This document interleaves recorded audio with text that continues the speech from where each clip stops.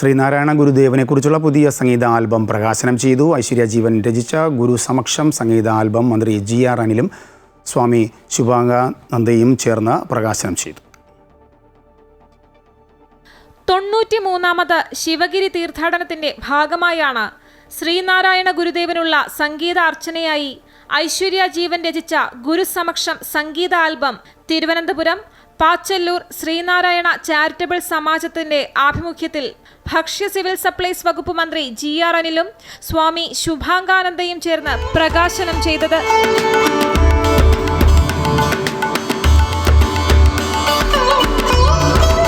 സാമൂഹ്യ അന്തരീക്ഷം ഇന്നു കാണുന്ന നിലയിലേക്ക് മാറ്റുന്നതിൽ വലിയ പങ്കാണ് ഗുരു വഹിച്ചതെന്ന് മന്ത്രി GR അനിൽ പറഞ്ഞു.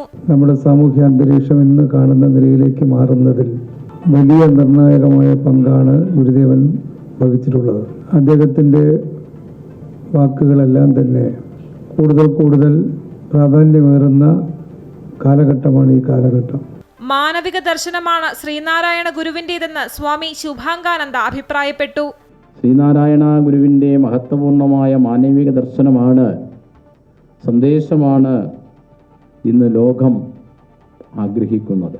ശാന്തിയുടെയും സമാധാനത്തിൻ്റെയും ബന്ധാവിലേക്ക് പോകുവാൻ, ഐശ്വര്യപൂർണമായ ആനന്ദപൂർണമായ ഒരു ജീവിതത്തിലേക്ക് പോകുവാൻ, എല്ലാവിധ സങ്കുചിത വിഭാഗീയ ചിന്തകൾക്കും അതീതമായി ജീവിക്കുവാനും ചിന്തിക്കുവാനും പ്രവർത്തിക്കുവാനുമുള്ള അവസ്ഥാവിശേഷമാണ് ശ്രീനാരായണ ഗുരുദേവൻ നൽകിയിട്ടുള്ളത്. അമ്പലത്തറ ചന്ദ്രബാബു ചടങ്ങിന്റെ അധ്യക്ഷനായിരുന്നു. അവിട്ടം തിരുനാൾ ആദിത്യവർമ്മ വിശിഷ്ടാതിഥിയായി എത്തി. സംഗീത സംവിധായകനും ചലച്ചിത്ര പിന്നണി ഗായകനുമായ G ശ്രീറാം, മീര റാണി എന്നിവരുൾപ്പെടെയുള്ളവർ ചടങ്ങിൽ പങ്കെടുത്തു. അമൃത ന്യൂസ്, തിരുവനന്തപുരം.